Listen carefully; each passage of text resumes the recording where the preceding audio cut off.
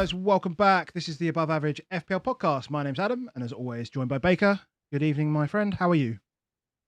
It's a bit more subdued this evening, mate. That was almost like a jazz opening. Like, I was almost like I could not be even bothered, to be honest. that was definitely not. That was like, do you watch FML when he did that? They do like the firesides, and Yeah, Alon yeah, does yeah, like the okay. yeah. That's Except that's got a deliberate like chilled vibe. I've got more like a I cannot be fucked vibe. is this tempering the storm? This is a stupid fucking game, man. Tell me about your weekend, mate. Tell me about your weekend.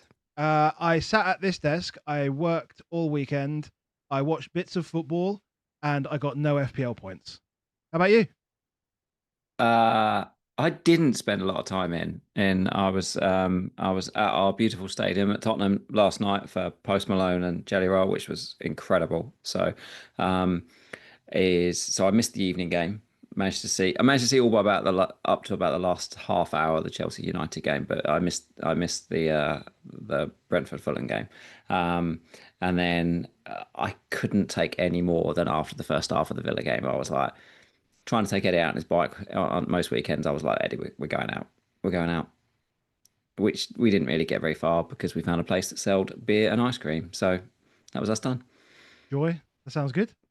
Yeah, it sounds better than yours, That's mate. better. That's much better. Just leaving the house. Like I said to my wife earlier, I was like, "Can I take the little one to gymnastics because I need to leave the house?" I just had to get out of the house. Storm, That's it. you should have a storm and walk, just to plod around. I do think as well, there's a little bit as we get into these more winter months as well. Like, yeah, obviously we play less golf and that stops, but that's nice, isn't it? You just get like 5 hours or whatever away. It just makes a big deal. If you don't get that on the weekend, I'm now starting to be like a bit crap. I'm not doing as much. Yeah. How was your week? I just How was just it for your week? That's it. absolute, Tell, literally. t So quite literally the worst game week I've ever had relative to everyone. Quite with a quite double quite digit. literally with a double digit return. Yeah, a double digit return, and Yeah. I've had my worst game week ever. My worst game. Yeah, that's. I mean, I feel like I've had a bad game week, but it seems to be a bit okay. Like it's around the average. It's not. We're not above average this week, that's for sure.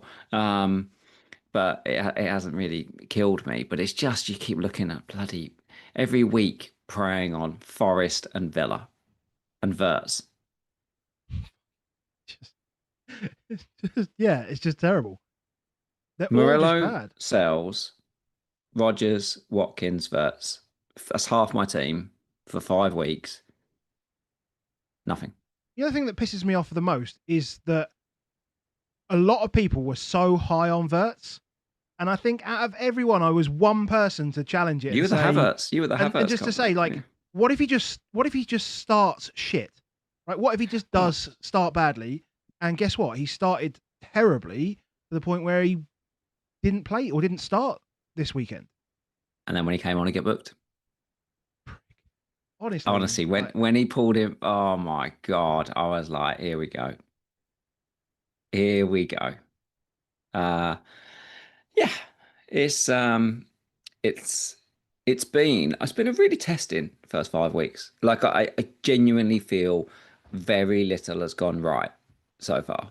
Um, it I do think it's harder though. Like we do this obviously every weekend, and we spent a couple of hours last weekend doing this. We've got 10 games to look at today. But we got 10 games. We only had one team this weekend that got 2 XG. And like when that's the case, it's so hard to predict. and only yeah, Returns are well, so hard to predict. and only two cleans as well.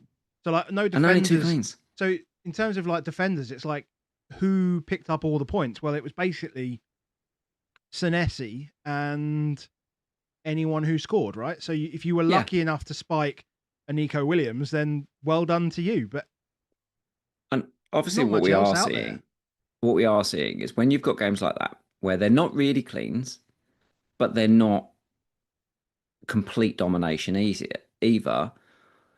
Guess what happens? Teams get Defcon. Defcon happens, doesn't it? But then, like, Because they're this is scrappy. yeah, yeah, yeah. No, I don't mind this. I don't mind this, and I think because I think that's kind of the nature of the way the games started this season and how the teams have been set up this season, and just the way the kind of Hmm. Premier League's been going. And it's weird. It's weird for me to see people moaning about DefCon at this point because you're looking at such a small number of games. And I've seen stuff like I was discussing, debating, whatever you want to call it. I think at this point, based on the number of points I got, I think everything could be construed as arguing. So we'll just go with that. I was Yeah, yeah. arguing with someone earlier about DefCon, and they were like, the thresholds need to be higher.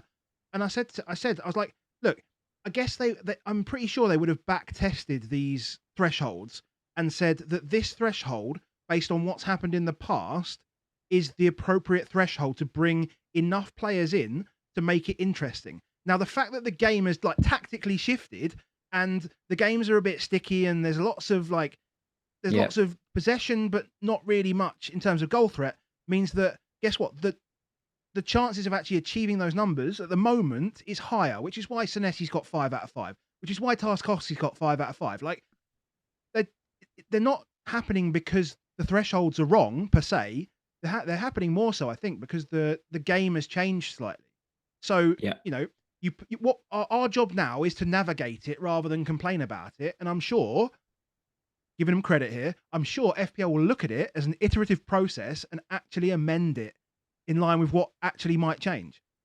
So, but like for now, we just kind of have to say, well, these are the players, right? These are the players that work, and these are the players that we should have. Yeah, the one thing I would say with the DEFCON compared to, let's just say, for example, last season we had assistant manager Chip came in, like it was, it was quite unique in that it did fundamentally change the way you had to play the game, and there were so many strong parameters to it. But once it was done, it was like, thank goodness I haven't got to talk about this anymore, type stuff. The bit that I'm really, really struggling with is that why we like FPL is we like football. We love football. And we like this surrounding of FPL that sits around it that enables us to talk about football. What I'm not seeing, like if I go onto Twitter now, I don't see people talking about the game. I don't see insight of, God, I really like the way they did this or the way they did that. I just hear 8, 9, 10. He's on this. He's about to get one. Defcon, Defcon, The Defcon, Virgil Defcon, thing last Defcon. night, the Virgil thing That yesterday, I think you picked it up, and I was, standard two, like, it, same brain, right? I was thinking exactly the same thing as you tweeted it. It was like all I've it seen on the was timeline for 5 minutes was Virgil's on 9. Is that a contribution? Why haven't they given him it? it was doing my nutting. Even that point, right, is Danny, who does the last resort pod, and perennial late riser from the wire. We were chatting during that game, right? And at one point, me and Danny were arguing about whether something was an interception or not. He's like, I can't believe that hasn't been given for my DEFCON. And I was like, actually, I think that might technically be a mistimed pass rather than an interception. And like, and Brad was like, what are you two talking about? And I'm like, this is the worst conversation we've ever had in this. Oh my word! Honestly, I can't do it. I just can't do it. Is that that's all I'm gonna ask. Yes, let's focus on it. Yes, let's talk about what you've just talked about there, which is fantastic, which is the why is it so high? Like why is it suddenly like so heightened for it? That is like that's the good talk for this. The he's on 8, he's on 9, he's on fuck off. It's that's the bit that I can't because it's not 9.7, 87% hit rate, target the right backs, all this sort of stuff. But yeah. I It's will not. No one's say, given us the nuance of this tactic versus this, or but why then does that do that? But yeah, but what I will say is the play against Brentford, get Defcon like he did it again. Anderson again, like Yeah. it was so specific to that, like the way that Brentford play. So again, like Well, Spurs you might said be a good take the example. set pieces, play Yeah, people that are targeting set pieces. The opponents will get it. Right. Good. Who's good at set pieces? What's the downside? You probably won't get the clean. yeah, yeah, yeah. But are you happy to take the 4? And this is the good macro chat. Are you happy to take the 4 with the view that you never know, you could get more? Well, actually, that's really interesting. Like we blank so many players blank every week. Like I was watching Do you Rogers. want to bring up my teammate? about Rogers, for example. Let's just like as a player that's been a fantastic FPL asset last season and predicted to be getting somewhere near the realms of 20 returns this season. Like probably on like an error bars or something between like a 12 being like a bad season for him in terms of goals and assists, and 20 being an incredible. Like that's where you're at, and you're like, hold on. Like if somebody out there is going to get 18 Defcon, well, that's quite a lot of points. That's 36 points. That's virtually 7 goals. Yeah, if they're a midfielder, or it's like, you know, 6 goals and 2 assists. So it's 8 returns. Let's say it's 8 returns. Actually, Rodgers, who's really unpredictable because of the fact of it doesn't take set pieces and is purely reliant on open play. How is he worth 7 million quid when I can have Anton Stack at 5 million, just Yeah, booting people? And it actually doesn't get booked very often, so he's not really booting people, but will get Defcon probably every other game and take enough set plays that he'll get there. He's yeah, only got to get 4 or 5 returns, and therefore, and he's 2 million cheaper. And you're like, actually, what this was designed to do was to bring more players into the game.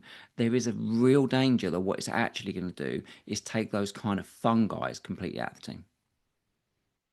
Like I am not interested. Like we are going to lose that part where you're like, I don't really think it's worth it. If I've got a striker that's only on open play, not on penalties, it, nah, I'm not sure. He's got to be so minutes nailed for him to be worthwhile. If I've got a midfielder that's purely open play, no, just take it out. yeah. I know what you mean. And even fullbacks, just even the really bloody good ones. Well, I mean, like last year's like Anthony Robinson, Daniel Munoz, Pedro Porro. Like we're not looking at any of those. I mean, obviously, like Porro gets back onto set pieces because obviously Xavi doesn't play, but apart from that, you're literally just open play threat to Richarlison. Doesn't feel good. No. You're looking at others that we've had, Dorgu and Dallo. Like I just wouldn't touch these guys now, to be honest. No. Just They'll wouldn't get the go odd near it. thing. Dorgo got an assist this Yeah, week. yeah. They'll get the odd stuff, but it's just not. It's just not enough for me. Because no doubt, if I owned Dorgu, I would have benched him this week. I wouldn't have played him at home to Chelsea, No, of course not. so I wouldn't have got it. And Yeah. that's the point. Like actually, it's. Oh God, we already just spent another I 15 minutes talking about but Defcon again. we have, But but it's good conversation, right? This is so not fundamental. It's not. Yeah, we haven't just said like this guy is like 90% chance of getting this. This guy averages this. Anderson's got another 11. This kind of thing. We've actually made it actually half decent conversation about it. So I think that's probably well worth our 13, 14 minutes that we have spent on it. Yeah. But we should probably move on. Do come back to, we're now about the last 10 games and there's only one team that got over 2xg. Do we think that will continue? That's some things for us to be thinking. Like, is there a world in which the game gets looser and then the attacking guys come back into this? I don't know whether we mentioned it though as well at the start of the season, but like there's more teams in Europe than any other season before. So and because of Carabao right now and things like that, everyone's playing 3 games. Not everyone, but you know what I mean. Like everyone's playing 3 games a week, really. And so that's really, really tough on teams from a minutes perspective, just general fatigue from your best players that are going to play more minutes out of those games. I mean, and you're going to get, for me, like a random benching like Xavi, like I said on Thursday, like the Doncaster Rovers game, just bench him there, just give him a rest, fine, but play him against Brighton, and maybe we don't draw the game. I don't know, maybe we do, but we just. Let's leave it there. Let's have a look at the game week scores. Moving to here. 11.4 million was my game week rank. There are 11.8 million players. I only beat 400,000 people this week. And there's probably 500,000 people playing anti-FPL. Yeah. So I had Sanchez in goal for a -3, Anderson with Defcon 4, Agbadou with Defcon 3, Porro with 1, Verts sub booked, thanks. Gibbs White, I mean he could have had points. Bruno, absolute hero, like literally the saviour of my team. Palmer 20 minutes, cheers captain, thanks. Man who's never going to score again, Ollie Watkins 2 points, João Pedro 2 points, cheers Bob. And Chris Wood, who genuinely could have scored points. Another 2 points. Actually got 8 points on my bench, which is pretty good. Dubravka and Steve, 4 each. And then obviously Tillemans and Murillo didn't feature. So that's me. And for anybody that's coming into the stream late, I guess if they don't see this bit, then they won't hear me say this, but you can now, you can put a little exclamation point and Adam, and it will tell you how many points I got this week and where I am in the world. And yeah, over to you, mate. I got 42. I just noticed on this that Pete's lovely site says I got a green arrow. I didn't get a green arrow. That's not the case. Unfortunately, must have been grey. Must have been grey as hell then, though. Unfortunately for these, it was a bit worse than that. But I was about 2 points off. But that's enough. That's enough. Like it's actually like 4.6 million or something. Sorry to tell you, mate, but yours is about 6.2 million. Oh yeah, perfect. Thanks. Yeah, thanks, very mate. good news. But yeah, nothing to speak about really. Obviously, the Salah cap just gets the assist. Rangers today bailed me out, and there's nothing else here. There's some Defcon for Richards and Anderson, and for Semenyo. There's nothing to speak of here. It would have been all right if I bench boost, to be fair. Well, if obviously Muniz's gold stood, and because what I would have done is obviously Guiu to Muniz for it, so it wouldn't have been the world's worst if I'd done it. Turned out Roll would have probably ended up slightly better than doing Verts to Palmer, I imagine. Really? Yeah. Well, I'd have had 1 point more, but I'd have had a new headache. So yeah, it's just icky. It's icky, but it tells you enough that you didn't really get beaten up when all you had was the most popular cap get an assist and Rangers get an assist. No goals, no cleans, not one goal and not one clean. And I did not one. This is the bit that I'm really struggling with. Not one goal and not one clean, and this isn't my worst week ever. Mad. What's going on? What's going on? Yeah. Hard to fathom. Like this, I should be on the floor, and I'm not. You feel it got away with it then, basically? Kind of got away with it. Yeah. Because it was weird. Because I was thinking, I was genuinely thinking like this is a good week to have a bad week, and then Haaland came in and Watkins didn't do anything, and it was just became a bad week to have a bad week, and it just got worse and worse. I guess the top 10k averaged about 43 points something this week, or 47 points, maybe 47 points. I think it was, or it's. Well, it felt like a lot. But it's not the 70s and 80s. Not the 70s. Loads of people on FPL Twitter bench boost this week, so you're seeing lots of like 60s, 70s, 80s, and stuff like that. But that's quite rare. That's actually quite rare. That's something like only about 4% of the entire game have played their bench boost. Might even be less than that this week. So it's not as bad as it sounds, mate. Not as bad as it sounds. Cool. So yeah, just for everyone, you know, might have noticed in the chat, there's been a few things. So just a little elevation for streaming, and just to make it a bit more interactive. Now I've pushed it back so you can only do it every 60 seconds on each one, but you can drop a little command into the chat. So a little exclamation point 10k, exclamation point Adam, Baker, Dan, Mini, Patreon, Teams.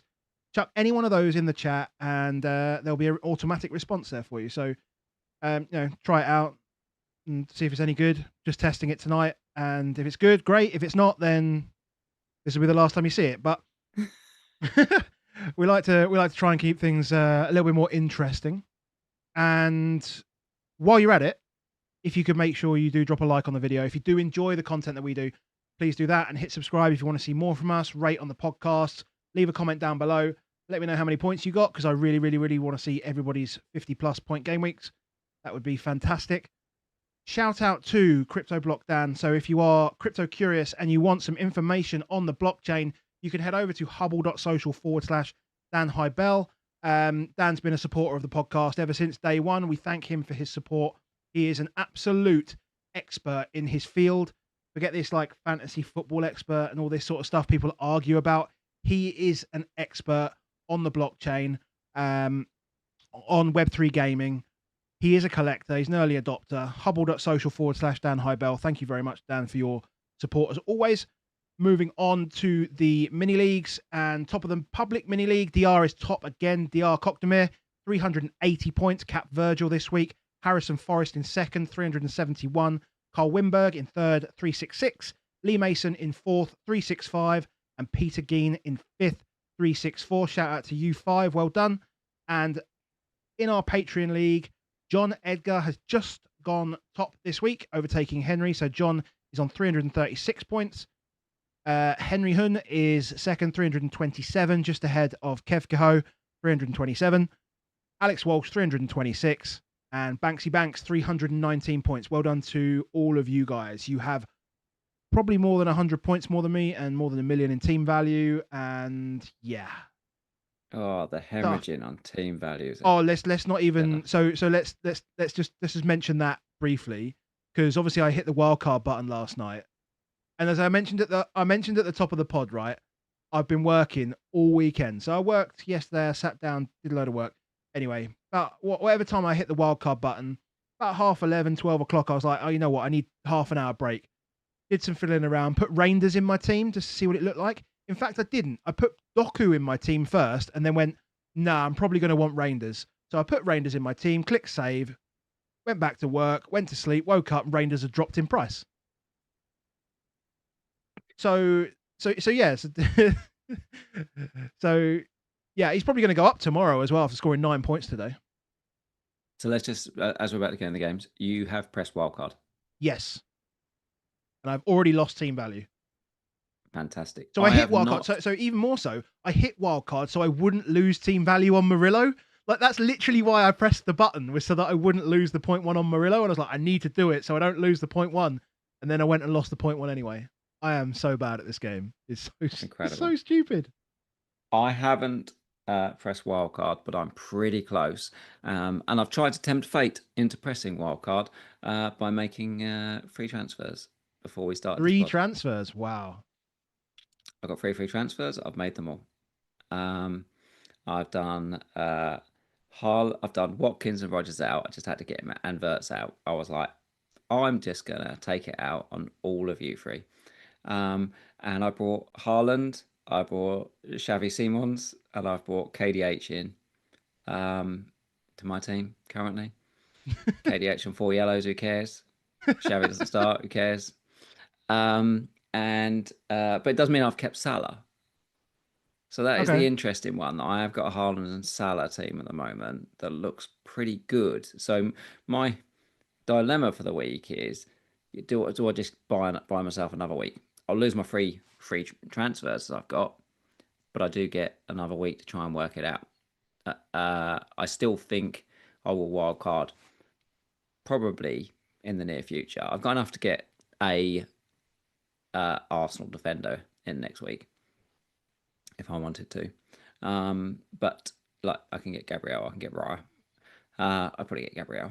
But yeah, I wouldn't mind seeing a week with Haaland and Salah and then work it out after. So we'll see. We'll see how it goes. We will see. But yeah, Sunday night already on. Thanks very much. See you later. On to the games. 25 minutes in. Let's go. Let's start with your pain. No, not your pain. Arsenal, Man City. Let's start with Arsenal, Man City, because I think obviously it's fresh. Obviously after literally the only thing that I wanted was not to have Haaland score. Like anything would have worked for me apart from Haaland scoring, especially assisted by Reinders. I was like, oh, this is just perfect. But I think this game played out as we expected. Obviously, Arsenal line up with Zubimendi, Rice, and Marino pretty in the midfield. Pretty, I wouldn't say defensive minded, but it certainly wasn't attack minded. Like, there's no 10s in there looking to go and advance the play against City's back line from the outset. And so, the high turnover or the high press, from Gabriel, and then finding the space for Haaland, who's like Haaland just never misses those. I can't recall. Did you see the stat though that this is his worst start to a Premier League season? He's got like something like 6 goals in 5 games. It's like the worst start he's ever had, which is incredible. Finished. Washed. And then I guess after that, like City just, Arsenal kind of just settled in and just kept it tight. Eze coming on really did change it. Eze did change it. Another reason, partially, I wouldn't mind a week of before pressing the wild card, is I just thought Saka was fantastic. I thought in that second half, Saka was absolutely fantastic. Like he'd never been away. You know, it's a bit easier, obviously, when they're 1-0 up, so City are 1-0 up, so therefore they were quite happy to almost let Arsenal have a fair bit of the ball, but he just looked good. He looked really, really, really, really good. And you just want to get the dynamic right of they are going to cross a lot. Like, they are going to cross a lot. But Gyökeres never seemed like he was... For me, I just didn't think... You had that one thing earlier in the first half, where it just seemed like he just was daydreaming about something else, wasn't really in it. But he just... I don't know. Maybe because it was against City. But I was like, when's he going to get on the end of any of these ones? None of the balls look like we're ever going to find him, despite the fact they were spamming crosses in at times. Saka I thought Saka looked really good. Eze obviously playing more central than I expected him to. I think all of us would like to see Eze play through the middle, but I don't think Arteta really fancies it. I think he would tend to use him more on the left. But needs must when they're 1-0 down. He brings him in and he plays there and he makes the goal in the end, But yeah, and I just Lynn in the chat said about Madueke's crosses were nowhere near him. It could be that as well. It could just be the Madueke's crosses weren't very good. Arteta said that Madueke had an issue. Take that what you will. Seems just like a perfect excuse to bring Saka back in and, oh, look, I can start Saka next week. Oh, that's good. Exactly. Welcome back in, sir. But I just can't see why when you lose a player like Ødegaard that you would not replace him with... I know it's... Yeah, exactly. Like, just put him in there. But I guess it was very specific, this game plan. And obviously they go 1-0 down. It's like, oh, crap, this hasn't worked. So they had to come out in that second half. And yeah, well, he wanted to play. I was... defensive midfielders. Yeah. I was so confused when Pep brought Haaland off. I think that was just a huge mistake. Like, especially the team that he's playing against. Like, if you can do that against a lot of teams, I feel like when you've got the prowess that Arsenal do have in the air. Now, ironically, obviously, they didn't score from this, but Haaland did a lot of excellent defensive work in that second half from a lot of set pieces. And, the reason why... He was heading them all out and clearing them. There was that one that even got to him. He's like, just got the longest legs there of all the guys and the tallest there, Take him off seemed stupid. I mean, like, it's not like he was ever really pressing the back line. So I don't get why he was taken off. And just to put Doku up there, like, what's Doku going to do? Like, he's not even going to hold the ball up. I don't know. I think Doku worked well off Haaland. Not that I really thought this was the best game for Doku, but anyway. What's your take with Foden for this? Because obviously Foden created like 8 chances in midweek. It was brilliant last weekend. Looked incredible, and then completely invisible. Like he wasn't even in this game. You wouldn't even know he'd played. And then off on 67 minutes. Does that completely kill any hope that you would maybe look at him next week? Kind of does for me. Even though it's completely different. Next week's a completely different game, right? Yeah.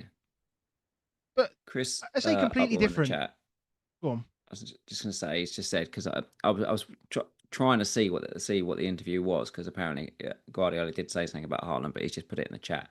At the end, he was exhausted, a lot of pain in his back. He was suffering the last few days. It's so demanding. He will take a little break. He will take a break a little bit to the last games. Okay. Is that a direct quote? I guess. But, yeah. But so then let's just stir that pot. Let's just stir that pot now. They've got Carabao in midweek, haven't they? What if he's not ready for the weekend? There's that. Then what's the point in pressing the buttons? This is true. But also, if you think that Arsenal set up with basically, as you say, like a back 7 almost. Like Burnley aren't going to set up in a like in a high press like whatever. They're just going to sit in. No, It's different though, isn't it? different quality. It's, I get that, but it's a difference between trying to stifle all over the pitch, but rather than trying to stick up the barricades. It's a very different game. Very different game. Arsenal aren't trying to finish every game 0-0. Arsenal are trying to win every game 1-0. And that's very different. It's a very different thing. Like, as much as we want to say that they're not low block, are they? They're not a low block team, Arsenal. no. Well, I mean, just look at Haaland's goal. Like you wouldn't score that goal if they were low block because Gabriel would have been 15 yards deeper. But they're trying to limit the quality of chance, and they've done incredibly well at it. Like that's really it. Is you've got a chance at the end and you've got a chance at the start. But before that, I think going into this game wasn't something that they haven't conceded a chance. They haven't conceded a chance above 0.2 this season. Before the next game, that's the first chance this season above 0.2 xg. That's mental. But yeah, Haaland still scores. Haaland gets 9 points. 9 points is a lot. 9 points makes him worthwhile. If he's getting 9 points, he's playing against Arsenal away.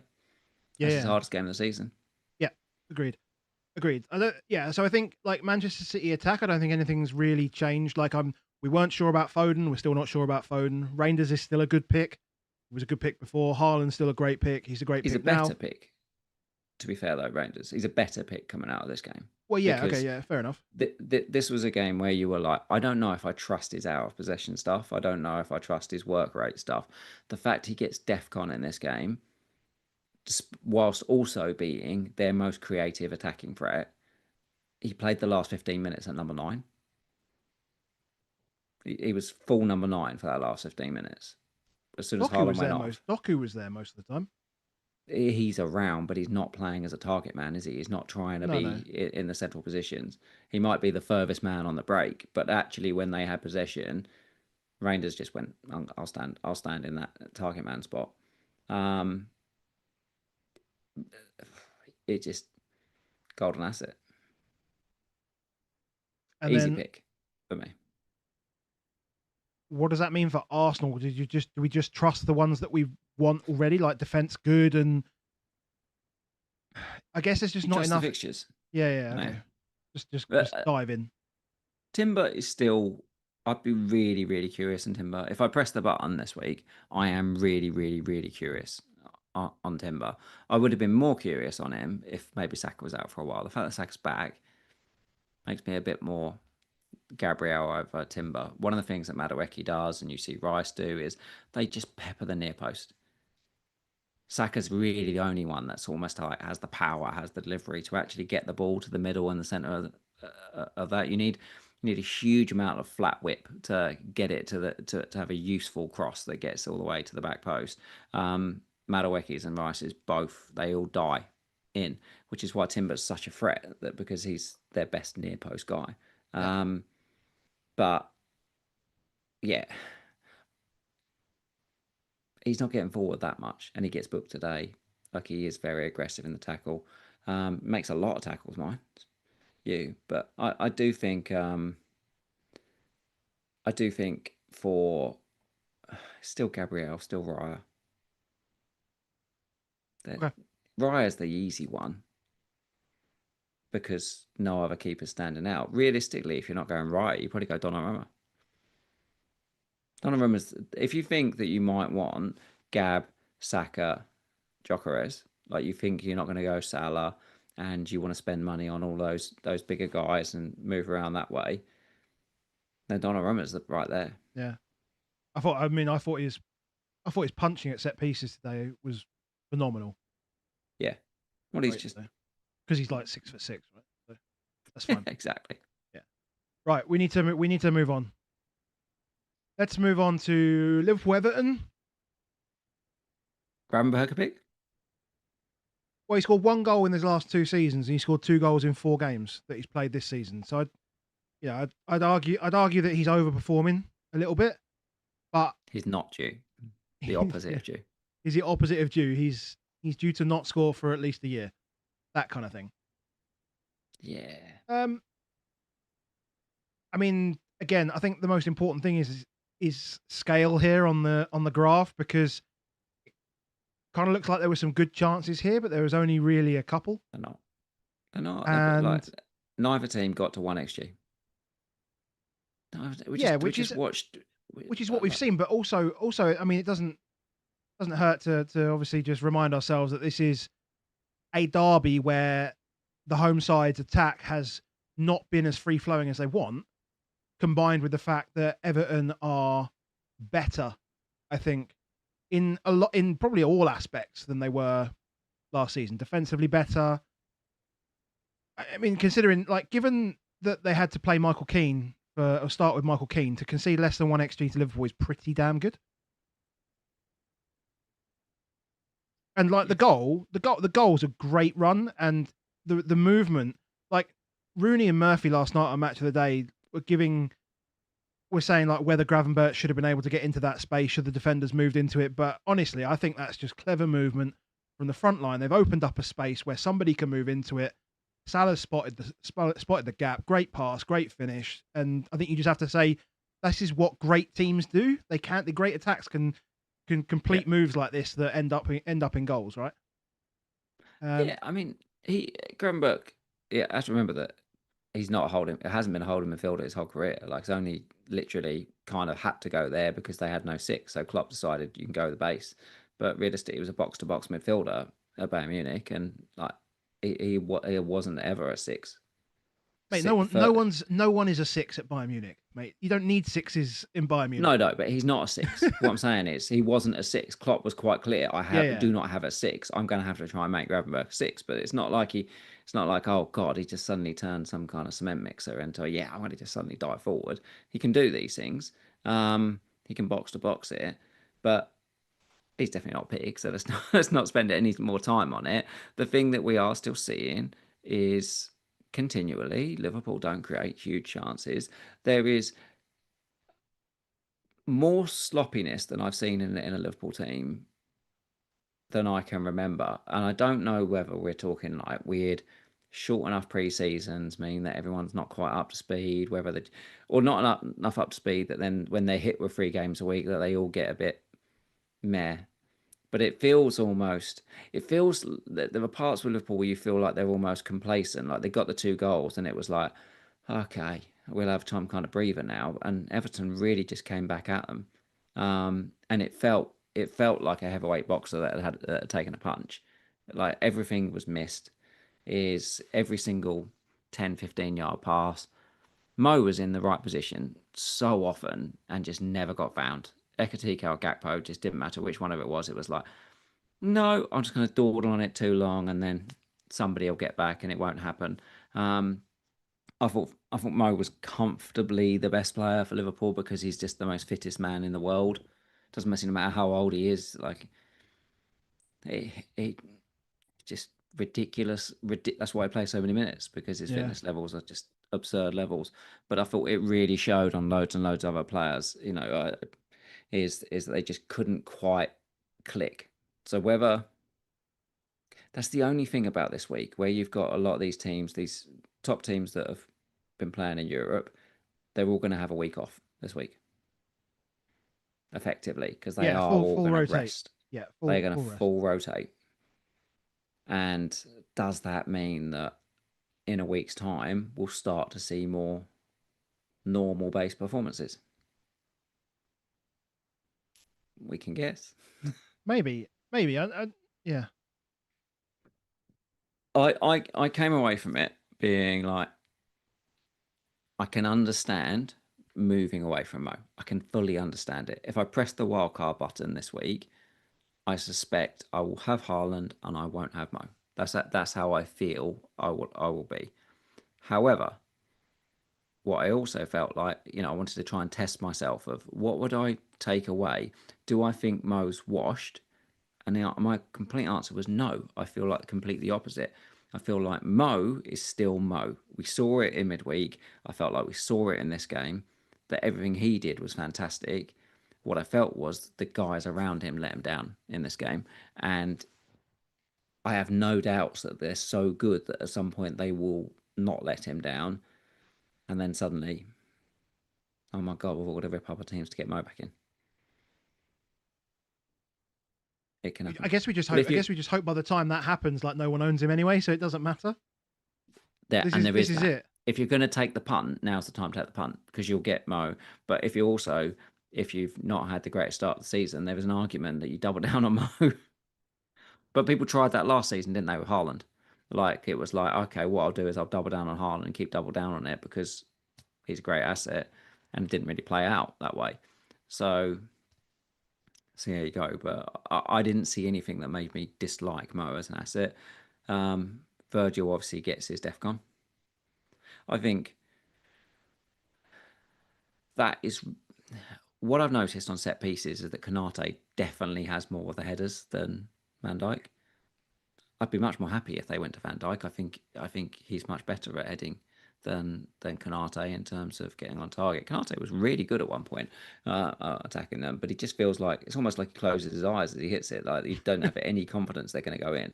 I mean, the Virgil header in midweek in the Champions League was just evidence of like what he can do, right? That was like big man captain step up.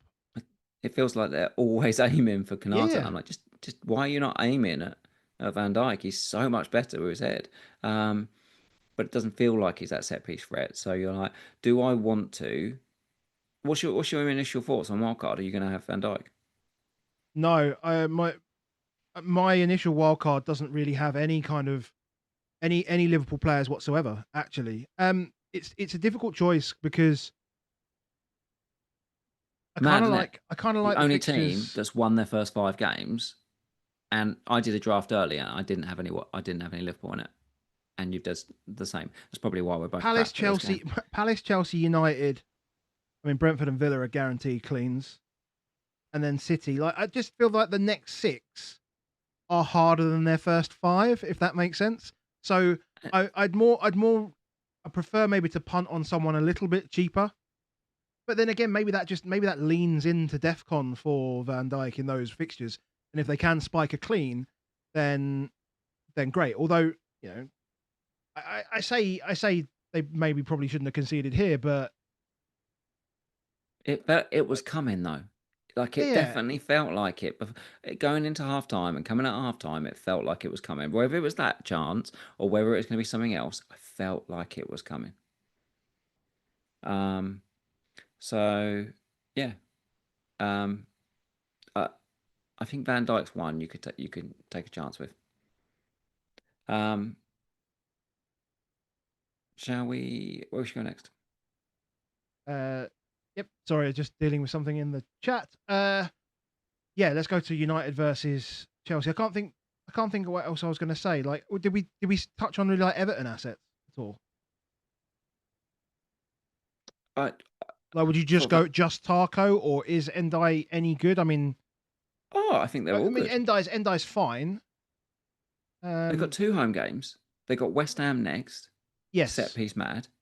Yeah. Right. That's a big thing, right? For me, I've got Tarkovsky in my current wildcard. My like first draft. Like, starts on 4 points. Starts on 4 points and then plays against West Ham. Yeah. So starts on 4 points. Tarko's just like it's a really, really solid pick. The fixtures do get a little worse. And Jai, I love it. He's on penalties. I did think in that first half he's going to get sent off here, but by the time he got booked, he'd already made that was like his 5th tackle of the game. Like he works incredibly hard. So yeah, I think Njai's a really good asset. I think that he will often have to come off like 10-15 minutes to go because I think he will get booked because he battles hard. Yeah. I almost feel like we learned a little bit in big games. You're like, is he just going to probably try too hard? Grealish is still making everything good is coming through him. Everything is good is coming from him. Dewsbury Hall's great for 2 reasons. One, he's the first man inside him. We saw it last season. If you think about like Anthony Robinson and Iwobi as that guy that's on the left hand side and the guy one step in, You Yep. just got so many different goals. It makes Iwobi just get the odd goals. Dewsbury Hall will be like that. I think he's much, much better than a 5 million pound midfielder. The thing you have to think about with Dewsbury Hall, and there's a real positive and negative about this, and I think we'll see people talk a lot negative at the moment about guys that are on 4 yellows. So he's on 4 yellows. He is a 5.0 midfielder. The best thing that could happen to you is that he gets his 5th booking. Because if you are setting up to wildcard right now, you will have some depth. You will have bench options. You'll be planning to not do transfers. And what will you do if he gets the ban? You'll just say, thanks very much. You can sit on my bench now for this week whilst I bring in one of my defenders that gets Defcon, and then I've got you back, and you can't get banned again for a little while now. So that's Yeah. good. Good.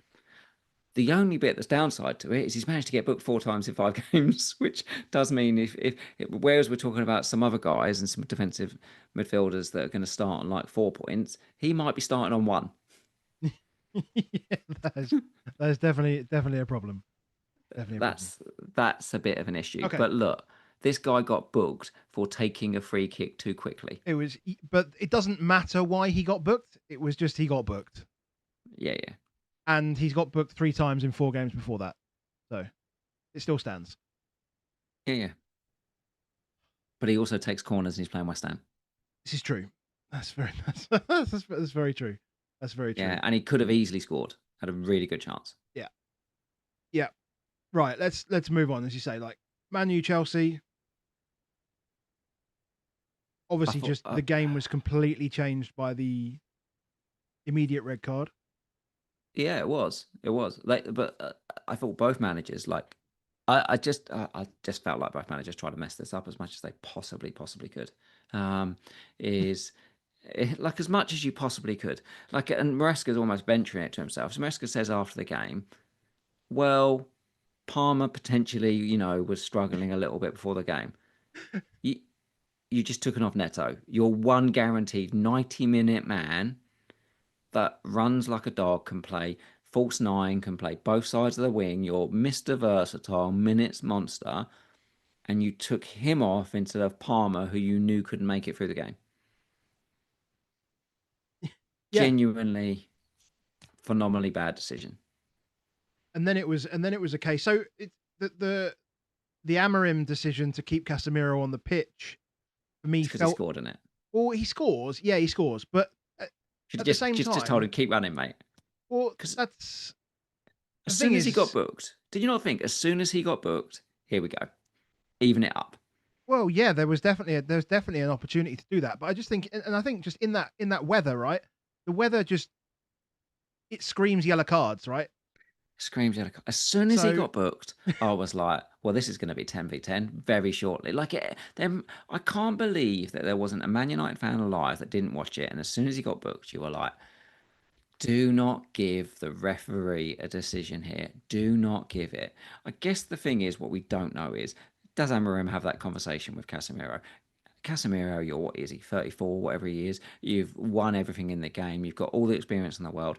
Look, do not make this 10v10. If you think you might be, if you don't think you can go easy from now, just come off. I've got Kobe Mainu just sitting here. I just would have taken him off. Obviously, I think he probably was thinking about it, and then obviously Casemiro scores, and he's like, well, it'd be a bit harsh to take him off now. This probably just like, let me get him to halftime. Let me get him to halftime, and I can get him inside. Yeah. We can have a word. Everyone can calm down, and then we can talk about what we're going to do from here. And then, but it was just, I feel there was a little bit from both of them, elements of desperation to an extent, based on Chelsea are firmly expected to be a top 4 team. They can't afford not to be. Maresca can't afford to not be a top 4 team. And obviously United, they need it. Amorim needs it. Everybody needs it. So I get it, but you can almost feel the nervousness from both managers to an extent. And I think Amorim's is unlucky. I don't think it's a slight on him. It's very understandable that he's going to be in that case. Maresca's is just stupid. Yeah, I agree. Because if he takes him straight off, maybe it all settles down. Maybe actually the fact that then, like, and if it was is still a problem. You can't just say, well, he's been carrying the injury when you've just ran him into the ground in 90 minutes in midweek and you've just been, and then you just put him straight out again.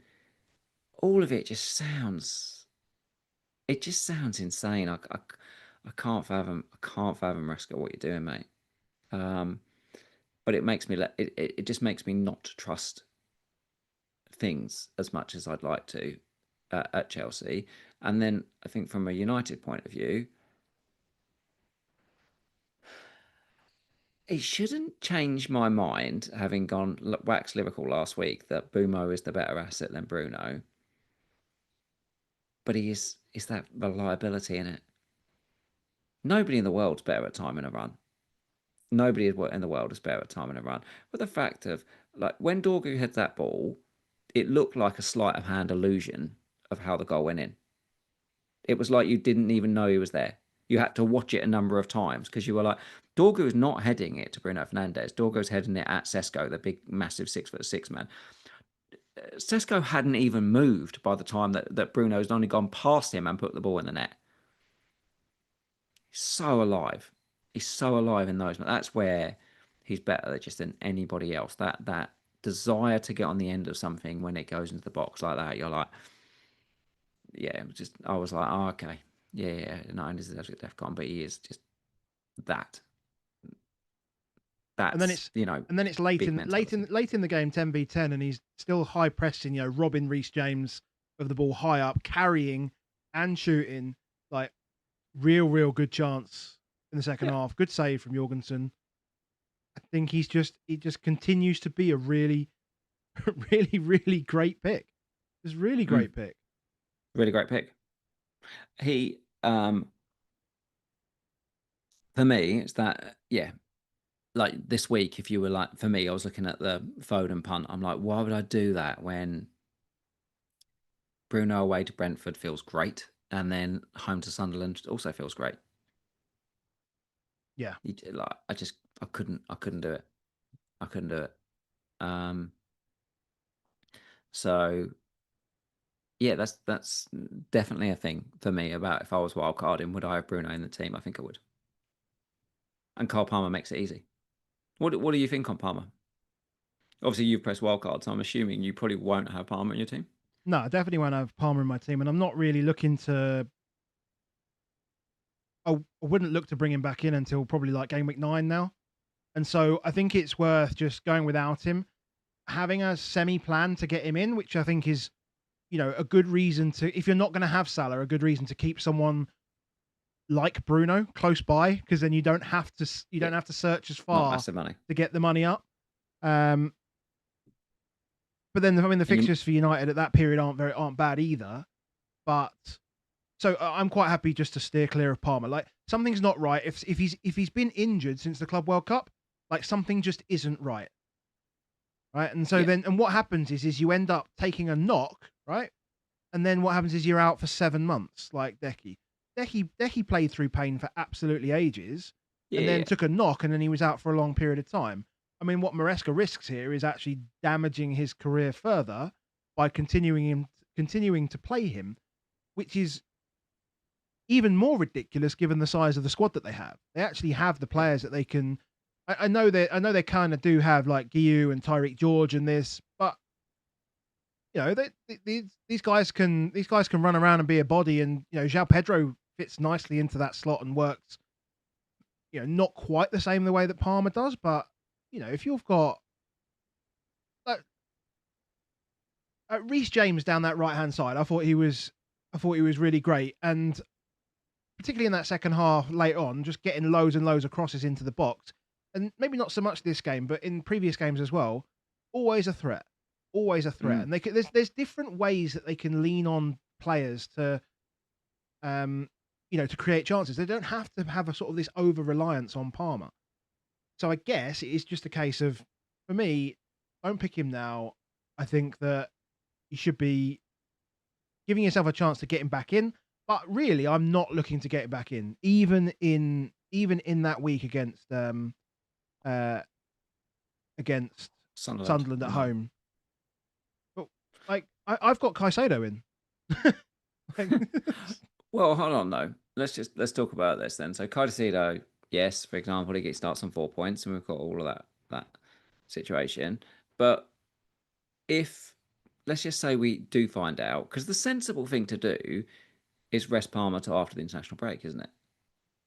Which takes him out of the next couple of. It's only missing 2 games, Yeah, effectively. Both home games. Obviously, the Liverpool game is biggie, but gives effectively like a 4 week break for him.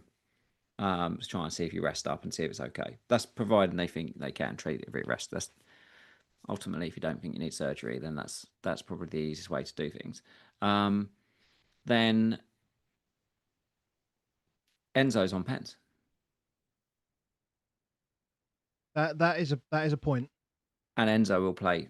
All the When minutes. Enzo play all the minutes, and he'll play the 10 part. Like he'll get close. He'll get closer to the centre forward. Which, when he does that, he's no. And he takes the same sort of corners. Like he's no different to Bruno. He takes the corners, he gets in the box, he scores the goals as the late. Like really isn't. Like if you go and look Yeah, at his goal scoring record in terms, he's a £120 million player. Like he's an incredible player. He does all of the things that you'd want Bruno to do, and he's £6.5 million. And therefore, I'm a bit like, whereas you'd say, oh well, okay, Caicedo 5.5, all those things. Enzo at 6.5. Hmm. Enzo is I would be really Enzo curious if I press the button this week. Really Enzo curious. Um, and Pedro, at his price point, he probably still is the best once you get to game week 9. But if there was a time to come off him, the thing I can't work out with João Pedro, because I do think he has got that sort of dog in him. Home to Brighton this week, his old club. yeah. Well, I don't know if that's good or bad. Like trying to think about how Oh, people are. But obviously, it's a it's basic. I think it's probably going to be polarizing, right? So it's either going to be like 13 pointer or red card after 10 minutes. yeah, yeah. And therefore, I think he's a decision on wildcard. I could easily go without him and save £1 million. If I didn't have him, I wouldn't get him. I don't think on wildcard, but I think the really obvious thing that everyone's going to have on wildcard, and I made a draft early and I had it, is you have Haaland, you have Gyökeres, you have João Pedro. Bang, bang, bang. Seen it in a million drafts. Seen everybody with the same forward three. They're all valid picks. But it is 30 million quid of your budget on 3 guys that don't get Defcon. Yeah. Um, and if everyone's talking about the meta's changed, this is the way we play the game. Spending 30 million quid on that. Now you could say, well, I can afford to spend 30 million quid on that because the guys I want for Defcon are only cheap, and therefore I've got the money. And what I'm going to do is pick the guys that score.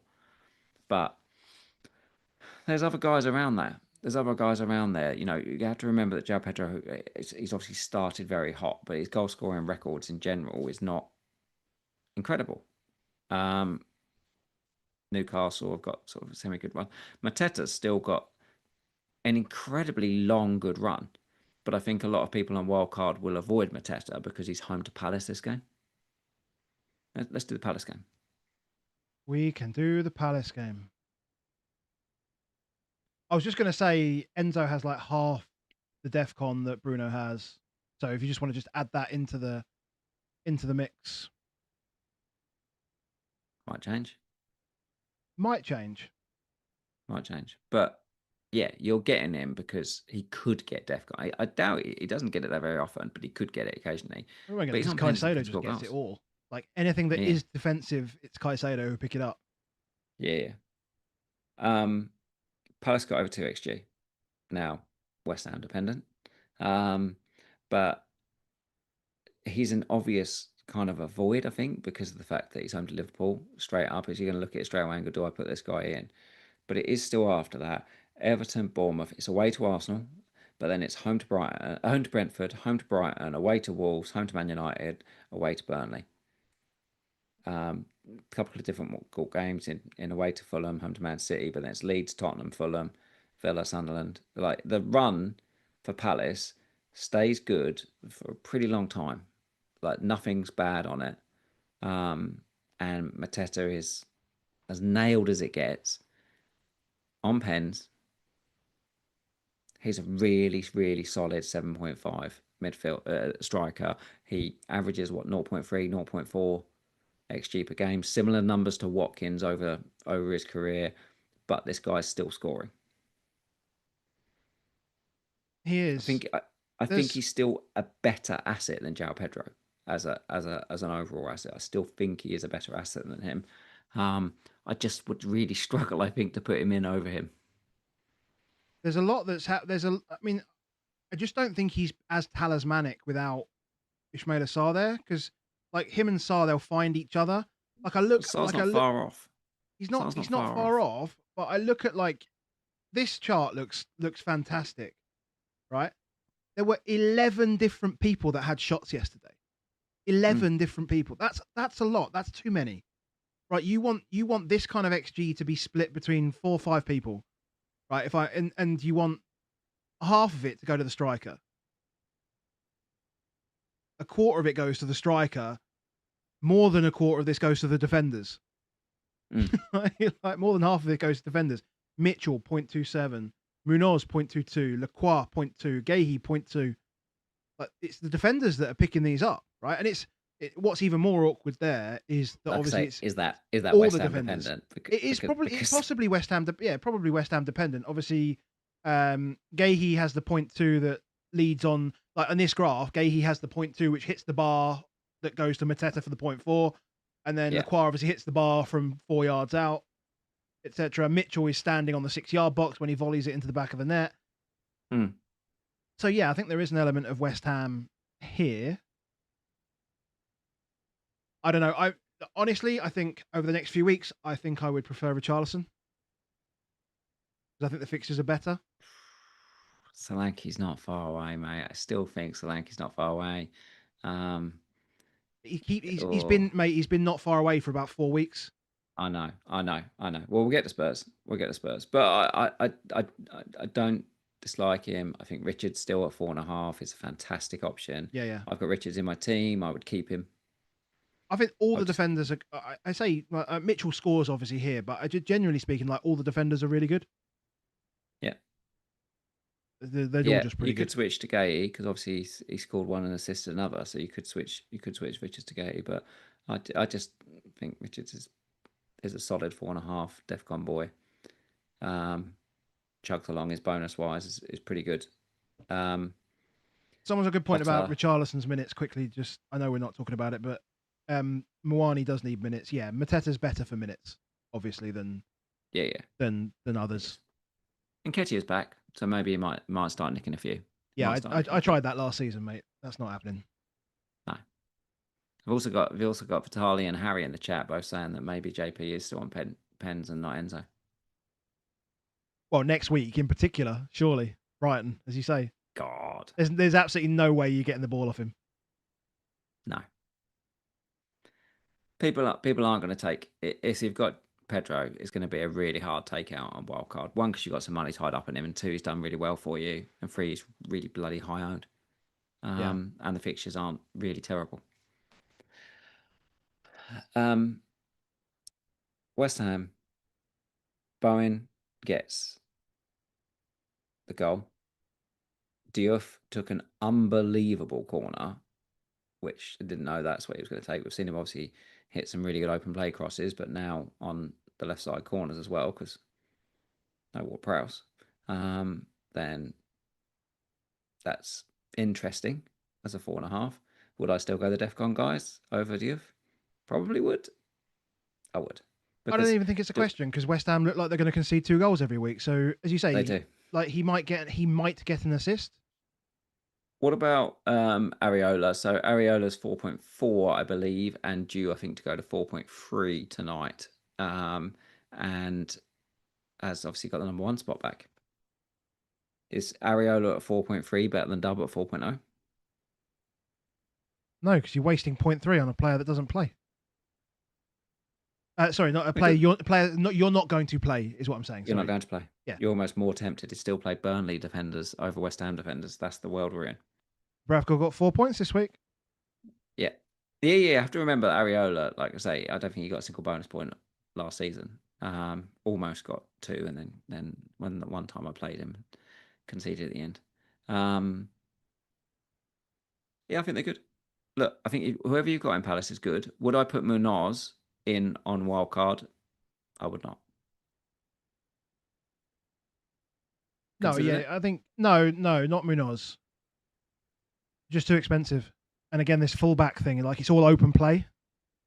It's all The a bit. game's so dull. It's gone. The game's gone. We've got Munoz in this game. We've got Diouf getting his third assist in But 5 games. what's Munoz doing though? Like what's he done? How many assists has he got this season?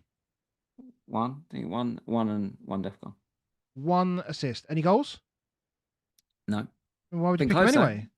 Close at the time. You just don't pick him anyway. Yeah, this is that part I keep saying about. Yes, we've brought new people into the game, but we're phasing out the people that we thought were the best assets, that were the most fun to own. Diouf and Munoz would be hella fun, and now we don't care about them. I don't think it's that we don't care about them. I think it's more that what we've traded off is we've traded off this spike for this floor, right? We've traded off the ceiling for the floor a little bit on the defenders. Like, okay, cool. Like, I want the good midfielders and the good strikers anyway, and that's kind of the way it's designed, I think, so that you get the good defenders and strikers. The only problem is I guess you can't have Salah and Haaland. Watkins can't score. Isak doesn't play, and Son left the league. So like all the other and Saka got injured and Palmer's injured. So all these premium midfielders that you want, so you feel like you've got to spend more in defence, but you actually don't. Like I think that's how they kind of geared it up, and then obviously just like everything fell through with that. Yeah. Bowen is dropping. He's like 7.7 scores, gets all bonus. the bonus, everything. Similar to Mateta. Similar to that thing. They'll both of these will be really solid £7.5 million picks. I suspect very few people have them. Yeah. Move off them. Yeah. And who knows with West Ham, because like how long does Potter have in it? Slaven Bilic links out there apparently.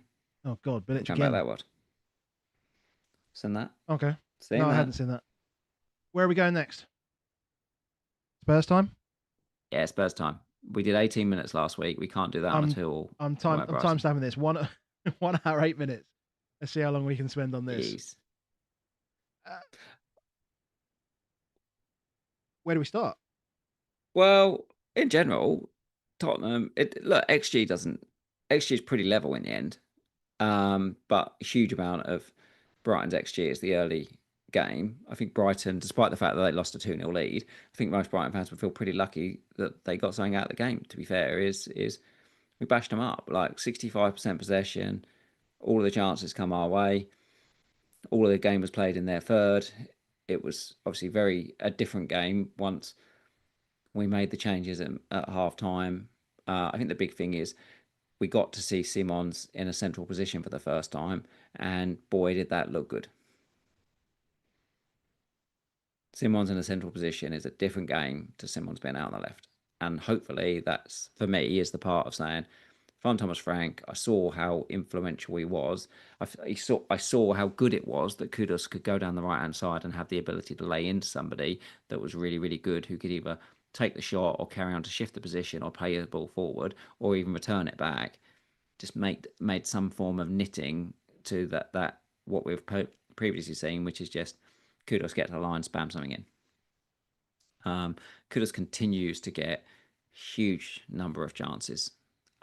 He's doing unbelievable high usage. He's a good asset for the cost he is, and he's got Wolves and Leeds next up. He'll play all of the minutes, and he'll definitely get more assists. Will he start to score? We'll see. I don't think that's we're not using him in that way at all. I mean, you can see that we spoke about like the Burnley game, first game of the season, and everything went down the right hand side. And when the left hand side is either Brennan Johnson, Tell, or Odebear, I think we'll just continue to use that right hand side. And like you're right in the Simons in the centre, I think allows us to unlock the left hand side if we need to get it over there. But I think there's just a fear in previously to say that we couldn't build up on that side, and I don't think we could. One thing I will say, and this is not an agenda, but let's not play Bergwall at 10 again, like there on his own, because he can't. I didn't think he looked really comfortable there at all, and he needs to be further back in the midfield if he's going to impact the game properly. But I think that's exactly where Simon should have been playing, or Xavi should have been playing. And again, I did not understand why he was benched with the Donny game coming up in the midweek. I didn't understand it. It is weird for someone to come in virtually deadline day and then just bang, bang, bang, minute. So I do see it, but Brighton aren't the team away from home that you can take the piss against. No, you know what I mean? And just change some players. We're not good enough. I think Frank gets to see that. Like Frank seemed very, very up on the whole performance and said it was our best performance of the season and all that stuff. But ultimately, we conceded 2 crappy goals in the first half and we're 2-0 down. So you've got to feel pretty lucky as a Spurs fan to get away from it. Watching it, so just quickly, sorry, you said crappy goals. I just wanted to bring this up. Do you think Romero gave up on that? Or do you think he just fully gave up? So when I watched, the chance that Wirtz had, so Wirtz gets a chance. You see Tarkowski come across and just take it off his feet. Remember that? Do you remember that? I remember. Why was Romero not dying? It was exactly. Captain Salah to Wirtz. Do you think I remember that chance?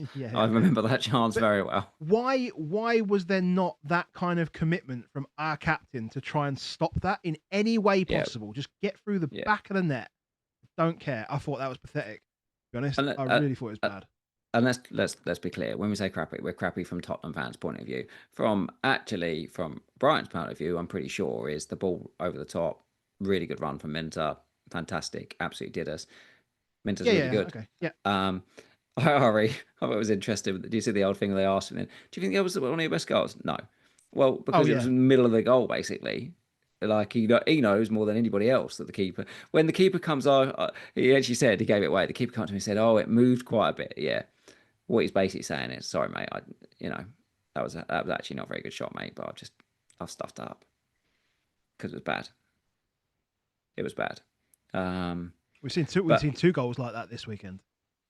In general, Porro still just becomes the worst asset really for £5.5 million. Like he doesn't compare for me anywhere near to say Taco if you want to spend that kind of money in dependability. You want a guy who's going to start on 4 points. If he spends £5.5 million right now, they've either got to have significant goal threat on the £5.5 million. Or they've got nailed on Defcon. Yeah. Agreed. Richarlison has 5 shots this game. I don't think it's a bad shout for the next few weeks. You mentioned the fixtures, Wolves and Leeds next. He only has to get through those 2 really before we start shifting money around again. I'm going to be I'm assuming Tell will play up front in midweek in the Carabao Cup. I guess so, yeah.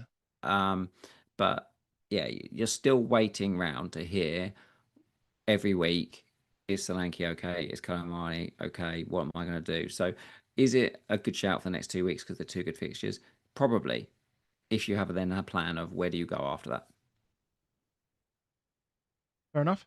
Yeah, okay. No, that's reasonable. Cool. Let's move on to, I think it's probably fair to go to Wolves Leeds next. Yeah.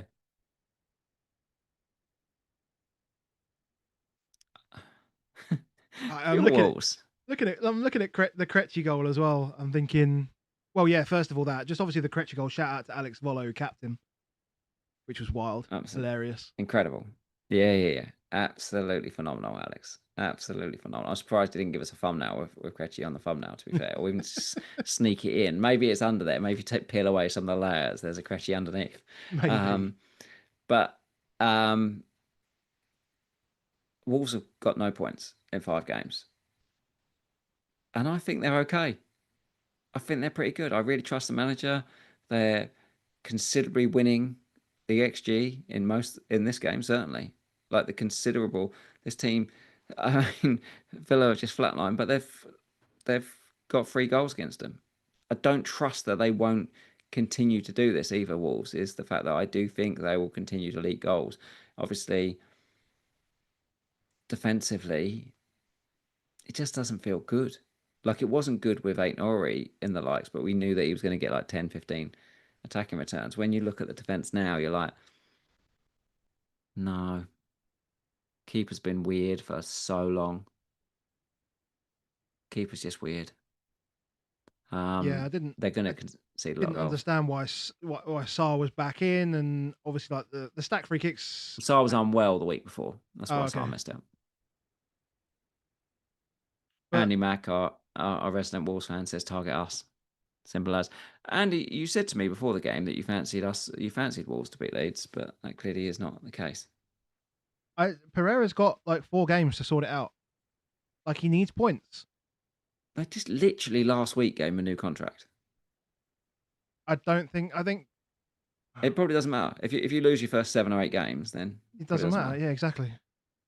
Didn't we have Juan de Ramos who lost like 7 of his first 8 after winning a trophy, and then we sacked him? I mean, like Spurs have just sacked the guy who's just won a trophy. Yeah. So we're not really the Because benchmark. Strand Larsen's interesting. If they were okay, Strand Larsen at £6.5 million is bloody interesting. The other thing with Wolves and just that, yes, could you sack your manager? So the next game is away to Tottenham. So Dr. Tottenham is what we do. Always a chance. But if he loses that, they then have a better patch. Certainly when you go to 8 or 9 and they've got Sunderland. So after an international break, they've got 2 relegation rivals in Sunderland and Burnley. Yeah.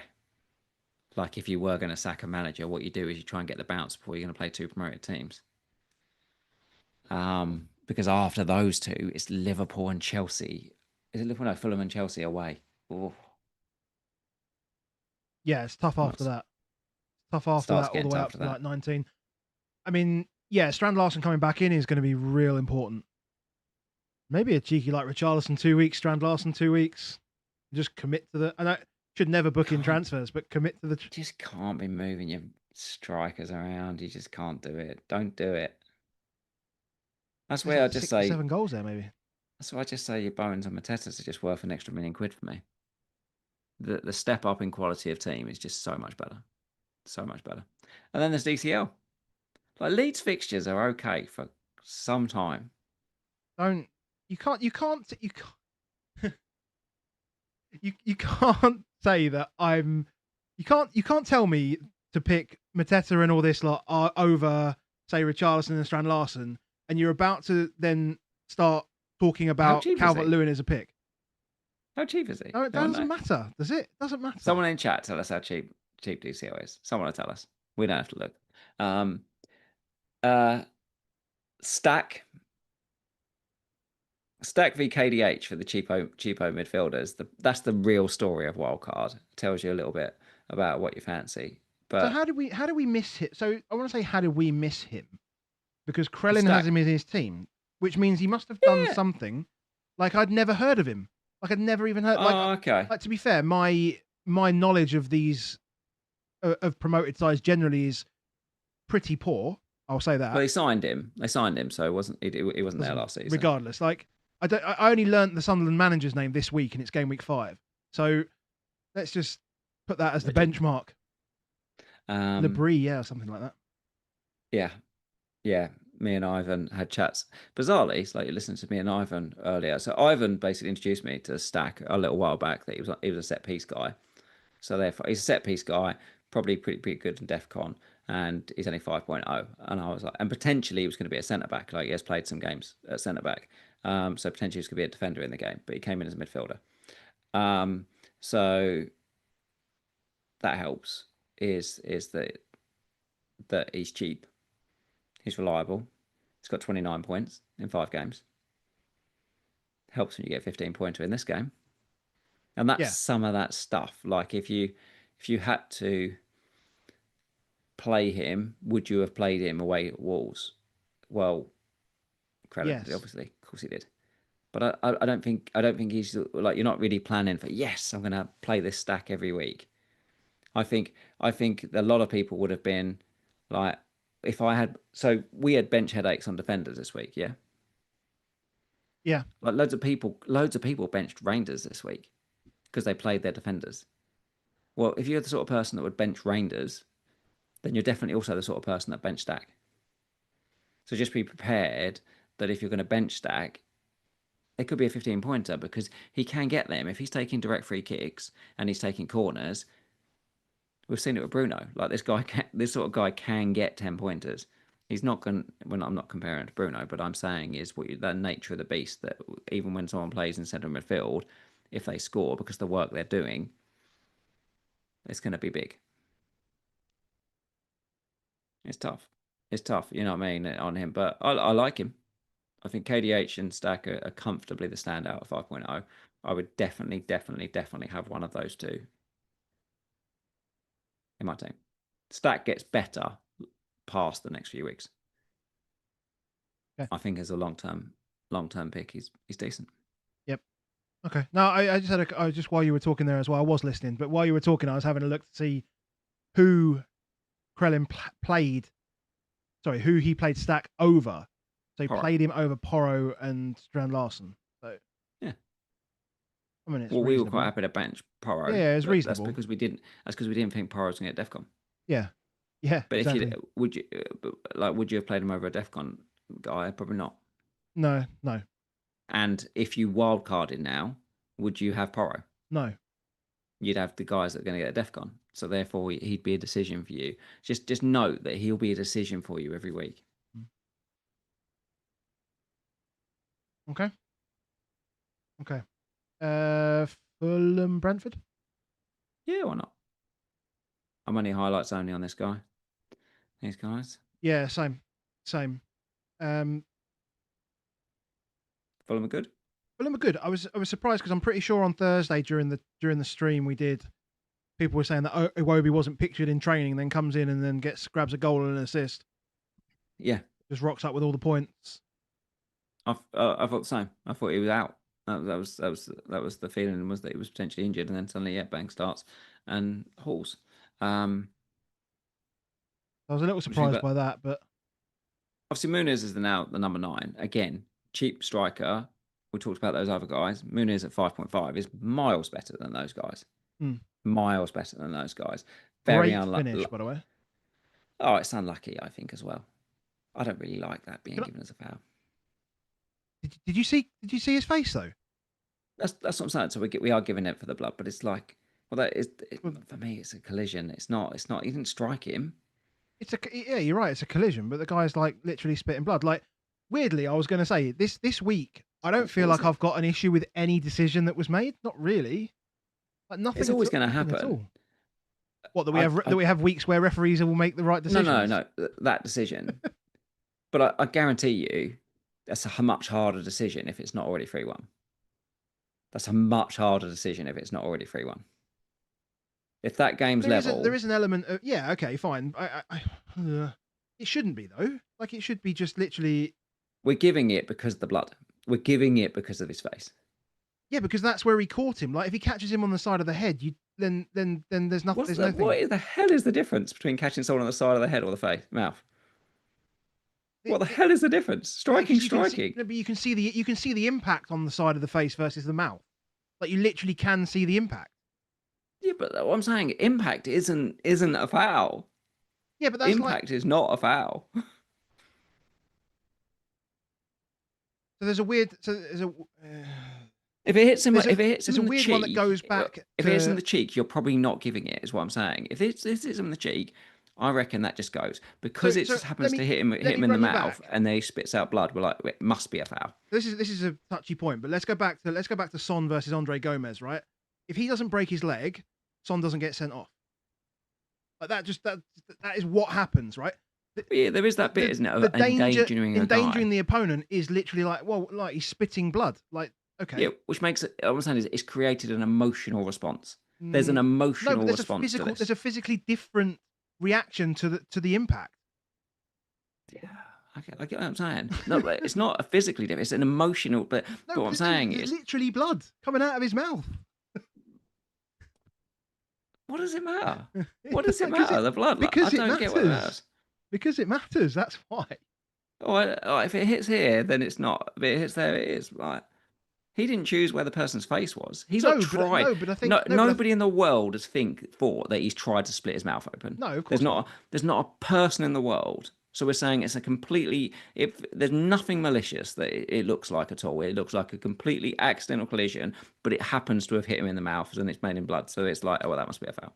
So the difference being, if he catches him on the side of the head, it's 2025, so he probably still does roll around like a little girl. But if you caught on the side of the head, generally you can carry on going or whatever. If you get caught in the face and you start bleeding, you're not going to carry on running. You're not going to try and carry on playing. You're literally impacting the way the guy can continue to play football.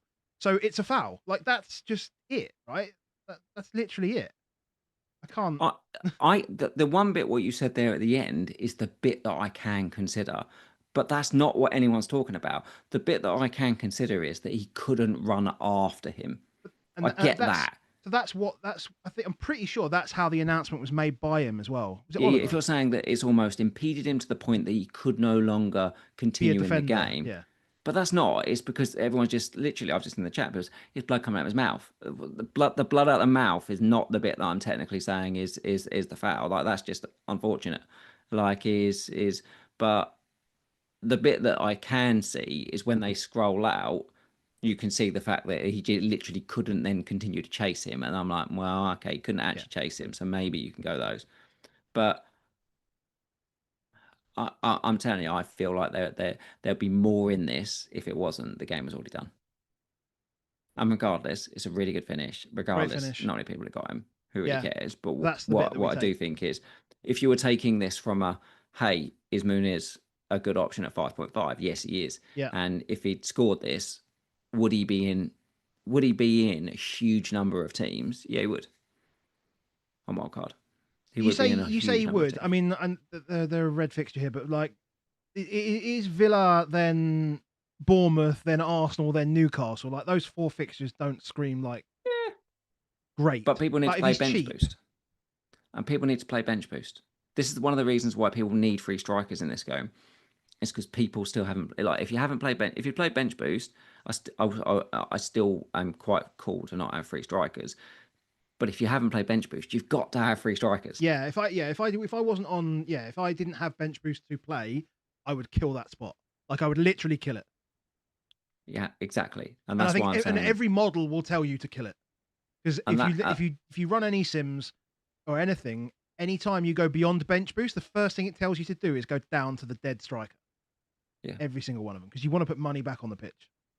And he's got Villa next week. Yeah. Just to point out, that Harry Wilson goal, like that whole move was just so unbelievably clean. Really enjoyed it. It's so aesthetically pleasing.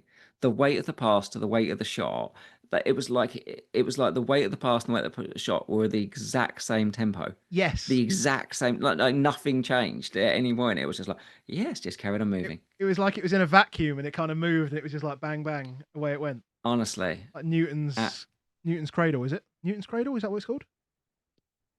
I don't know. With the thing that goes up and bang and like yes, Newton's cradle, isn't it? Yeah, yes. Yeah. So yeah, if you still got bench boost, then and you don't really want to have those big free strikers, like I say, I suspect 99% of the game will have Haaland, Gyökeres, Pedro. That'll be the free strikers for everybody. But if you want to go cheaper, Muniz is better than the others. Yeah. Right. Let's move on to where are we going? What we got there? Burnley Forest. Burnley Forest. Well, you can't trust them, but I also do feel a bit hard done by here because Chris Wood did have a couple of good chances, as did Gibbs White. So not that good. I mean, no, Chris Wood was but one of Chris Wood's shots he was offside, so like it was a crap shot, but like he's in that position. You're not buying double attack to get one XG across against a promoted team. That's the problem. They got to go. No, but they've got to go. I still think the reason for bringing them in was fine. But the reason was to target the promoted sides, and what's had to happen is they're not despite good the next enough. one being at home, it's a bought. It is a bought as well, because we'll talk about Sunderland in a minute, but that's not really a fixture, I think, for Forest that And feels Burnley's not like a. like at home. I think a lot of people are going to say, "Oh, well, they'll make it difficult for Man City." I don't see that. I don't see that being the case. I think there's a very, very, very different kettle of fish between City at home versus Forest away. Um, is But yeah, this didn't look like two dissimilar teams. This didn't look like a team that was competing for the top four and in the top four for the majority of last season versus a team that was in the Championship last season. That's not what this game looked like. Yeah, I think it's going to be difficult to. I think these two fixtures, once they're out the way, I think it's a hard avoid until after the international break, when we understand, how Nuno's going to set them up properly, and he's had some time with them, and then that gives you like. But the problem is, at that point they come into some really crappy fixtures. So I guess just now we just wait until the next good fixture run comes along for them. Yeah, which is probably not until like mid-20s, maybe something like that. I don't know. I could see myself not having a Forest player again for the rest of the season at this point already. I can concur.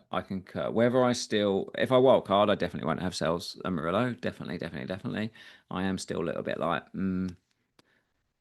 I could just roll them out one more week if I don't wild card. I would roll them out if I didn't wild card, 100%. Great finish by Nico Williams, and could have scored again. Bang. Could have braced.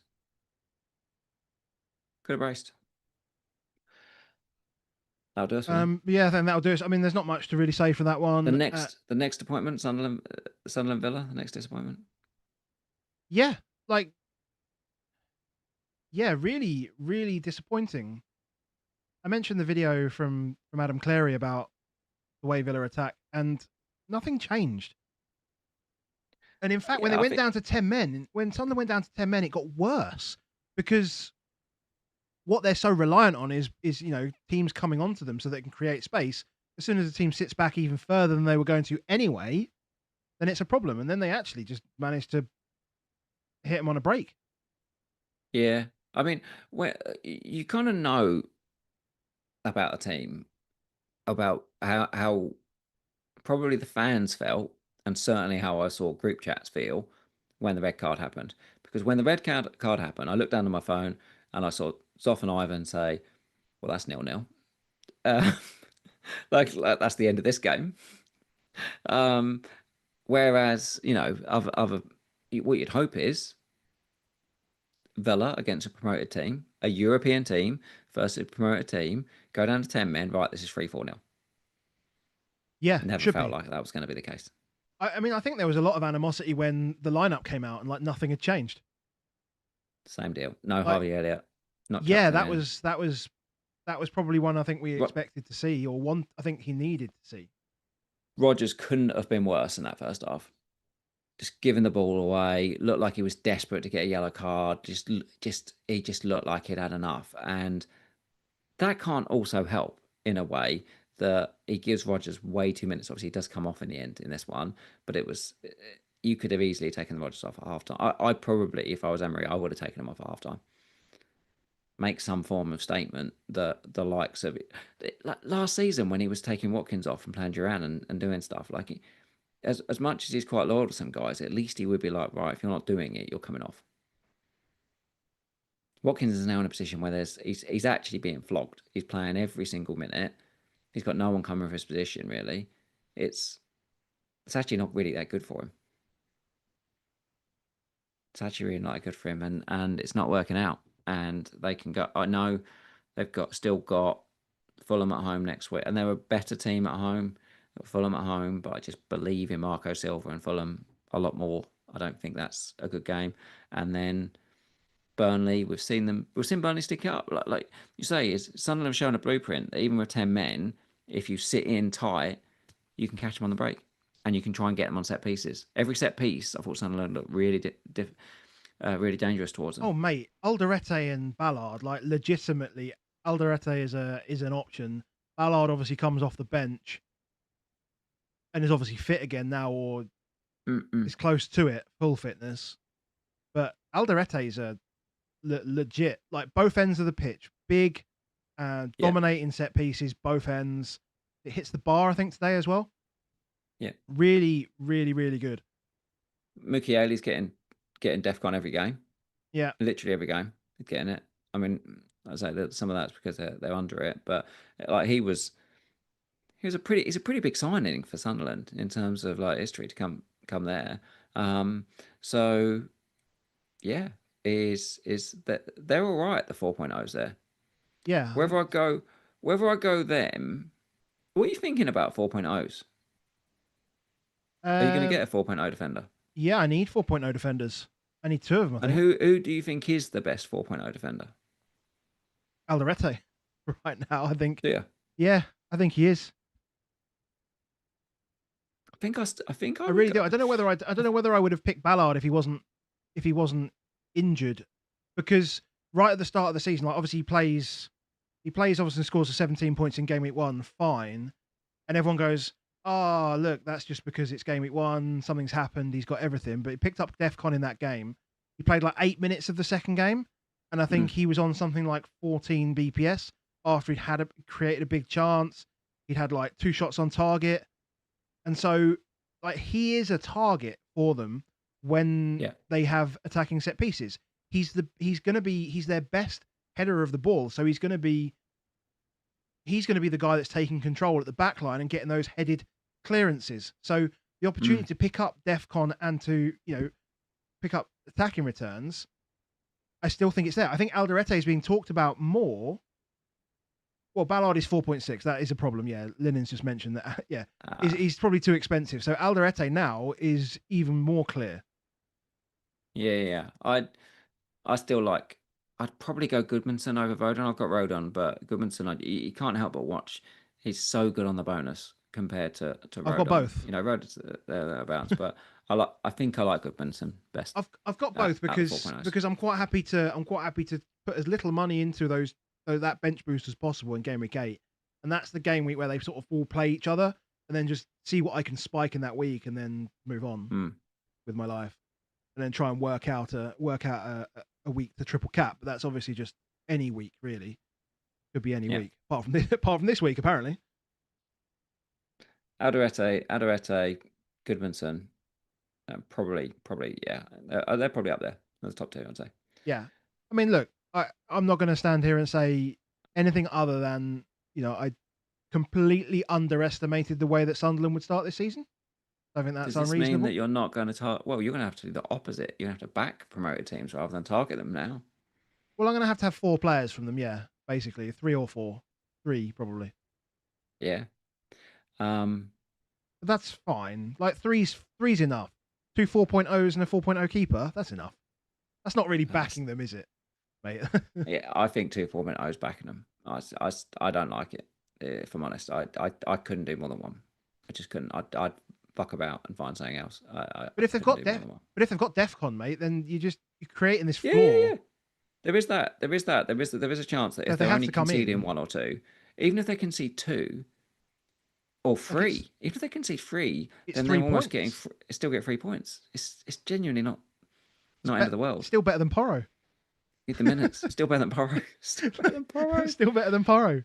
Agbadu, great example this weekend, man. Like, he played Leeds and conceded 3 goals, got Defcon. Right. Who we got left? Is this it? Yeah, I haven't actually watched any of this game. I have no idea what happened. I'm so glad that I didn't watch this game, because I was watching the Villa game. I was taking the pain of this one, but this feels. I mean, interesting lineup from Newcastle to start with. The fact that Bruno and Joe Linton didn't start was like, whoa. Eddie Howe it felt like Eddie Howe was going there to stink this up and get away with some points. Low key, Newcastle are being proper tight this season. Pope on wildcard. If you don't want to spend the 5.5, Pope on wildcard is a shout. They are keeping cleans. They are keeping cleans. I'm just wondering whether He you can is. get away that first week though, because it just stinks playing Arsenal first week. This is the longest period that you're picking It's for a true for a team. keeper. If anybody, you included, is picking it to win next week, then that's fucking stupid, right? As Fair. stupid gets. Like, it's as stupid can be. Yes, I won and then I lost for 12, 20 weeks. It is definitely not that, because it's not the week for, even the week for Arsenal, it's not the week for Arsenal, No, effectively. exactly. It's not. That's true. But you're betting it for the long term type stuff. That's probably the only one of the only things is that I'm trying to sort of hold on, not wild carding this week, is that I'm worried that it will almost sway me off maybe diving on Arsenal, whereas I did it the week after. I'd be like, yeah, all over it. But yeah, just um, can't be swayed by your game week 16.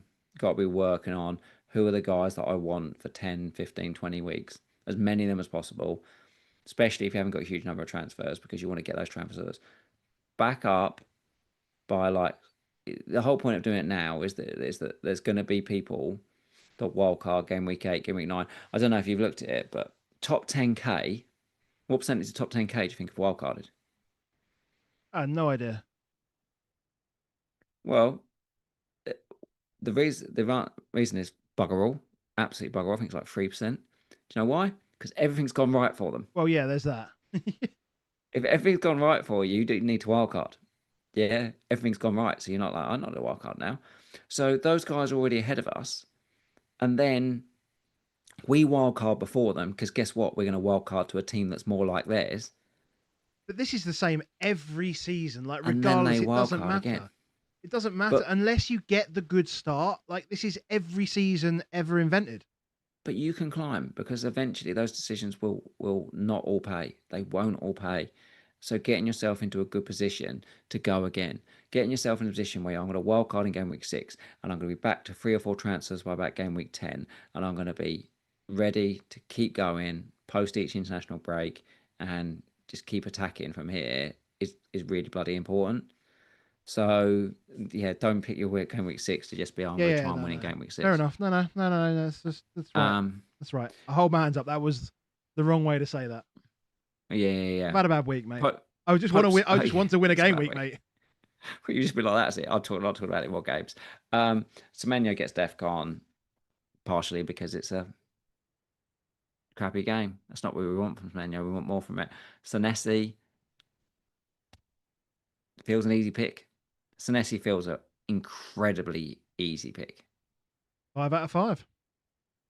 Like, picks up. Did he get? He didn't get Defcon today, did he? As well. Yeah. Got Defcon today in a game where Newcastle picked up like 0.1 XG or 0.1 something. XG. Like, they just didn't have any shots.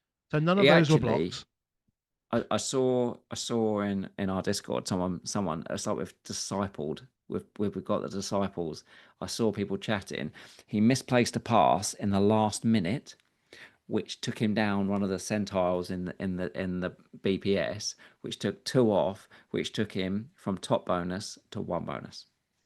He Ouch. misplaced a pass in the last minute. So don't don't look on the week like this. The fact that you got 9-10 points from Senesi, don't go crying about this because you got 9 or 10 points in a crap week. But a misplaced pass at the end cost him 2 points. He can score, he can assist, he can defcon, he can clean. It's fantastic. If you need a 4.5 keeper, it's by a mile Petrovic now over Kelleher. Over the competition. It's Petrovic by miles on the 4.5 keeper for me. I think you've got 4 possible keepers for me. Petrovic, we want 4.5. You've got probably Pope now if you want the 5. And then we should mention, actually, Sanchez won't actually miss a game. Do you see that? He's only getting a 1-match ban and it's a Carabao game. Doesn't miss anything. So yeah, it's Petrovic, Pope, Raya. If you've already tripled up on Arsenal or think you might, then Donnarumma. Not Vicario. I will take I will take all of that information into my mind as I play around with different scenarios during the week. Good luck, mate. Because anything can be better than this week.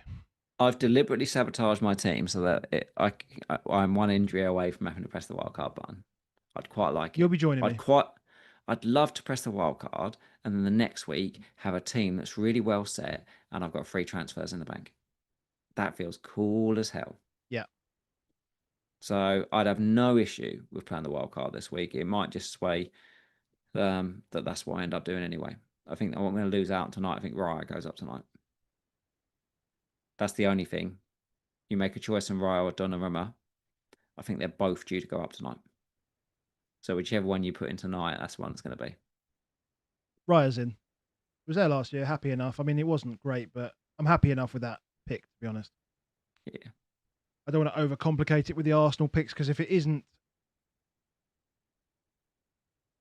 to be a defender and I have to pick an attacker and it does become Saka, then it will just be Saka rather than worry about Gyökeres. One of the two, isn't it? But then what we still need to figure out once Saka's back on the pitch, who's going to have penalties, because we still don't know that yet. Yeah, if people are claiming that, João Pedro might have penalties, then Saka might also have penalties. Saka might also have penalties because he's been the penalty taker on the pitch. Yeah. So yeah, guys, thank you to everyone that's been with us tonight. 655 people right now on stream. You've been messing around with the chat and the commands in there, spamming my week over and over and over again so it can be seen that I got 25 points. Been much pain this week, but thank you guys for being here. Do appreciate it. It's always good to talk it out. I mean, whether it's like what we're doing, which is chatting over a camera, or whether it is just sending messages in a group chat, get it out. I will say, Fran, by the way, I took it out on you on X. I love you really, man. But well done for your 64-point game week. I'm saying that through gritted teeth a little bit, but yeah, a little bit. And yeah, let's see what next week can bring. Wild card, I'm definitely going to be up against a ton of Haaland triple captainers. Can't wait to face that. But that's the other thing for me. If I don't wild card, I can triple cap. Obviously, for wild card, that's what I see. Yeah, that's the only thing I was thinking for you is that you could defend yourself almost by triple capping Haaland. Not that you're defending yourself, you're just picking the best captain for the week. I think it's the opposite. I think I think by not wild carding, I'm playing this miles more aggressive, going double Forest defense and Salah in a week where everyone's getting rid of them. That's you're playing it. You're playing the aggressive way by keeping. Yeah. Cool, guys. Again, thank you. Shout out to Crypto Block Dan. Shout out to our patrons if you want to come and join us. Patreon.com/AboveAverage FPL. I have put that in the chat before, but yeah, just in case, that is how you can connect with us further. I will speak to you Thursday, mate. I don't think there's anything else. I'll catch you soon. See you Thursday, mate. Cheers, mate.